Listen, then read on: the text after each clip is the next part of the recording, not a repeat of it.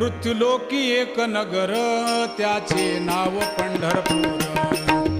येथील मोकाशी उभा विटेवर पुंडलिक भक्तराज शोभे चंद्रभागातील.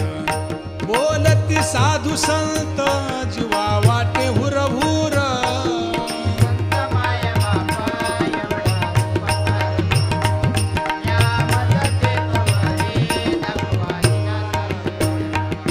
मज नाही हात पाय डोळा पडली झांपड. कर्ण हे बधीर झाले वाचा बोले बोबड.